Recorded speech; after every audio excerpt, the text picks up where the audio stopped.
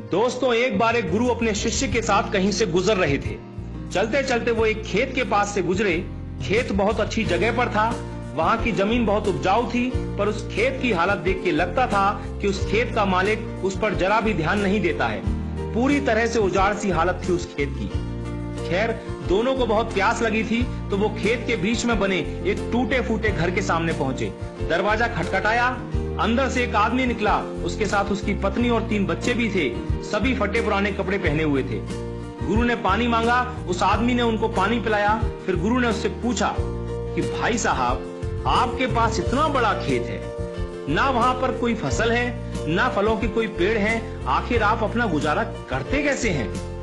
आदमी ने जवाब दिया, जी हमारे पास एक भैंस है, वो काफी दूध देती है, उसको बेच के कुछ पैसे मिल जाते हैं और बचे दूध का सेवन करके हमारा गुजारा चल जाता है। चूंकि शाम काफी हो गई थी, तो गुरु और शिष्य ने रात को वहीं रुकने का तय कर लिया।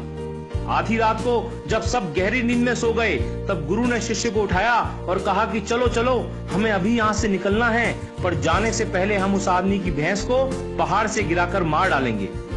ऐसा करने का शिष्य का जरा भी मन नहीं था।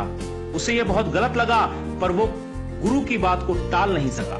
तो वो भैंस को मारकर रातों रात वहां से गायब हो गए। ये बात शिष्य के मन में बैठ गई थी।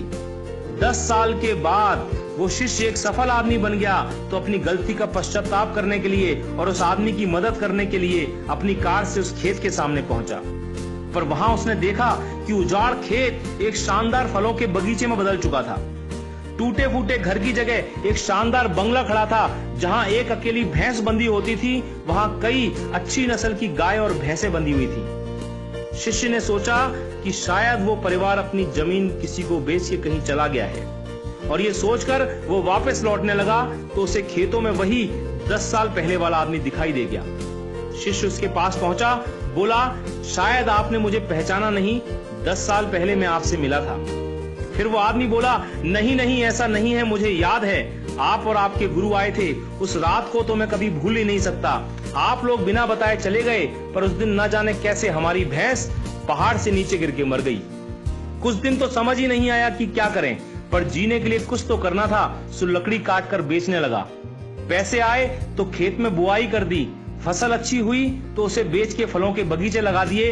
काम अच्छा चल पड़ा और आज मैं आसपास के 1000 गांवों में सबसे बड़ा फल व्यापारी हूं। शिष्य बोला, ये काम आप पहले भी तो कर सकते थे।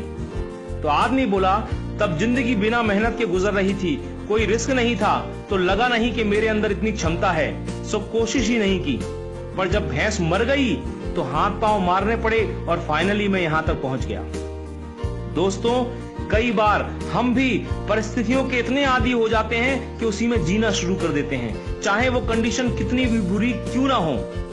यहाँ तक कि हम अपनी नौकरी से कई बार इतनी नफरत करते हैं, पर फिर भी उसे पकड़े पकड़े जिंदगी बिताने लगते हैं।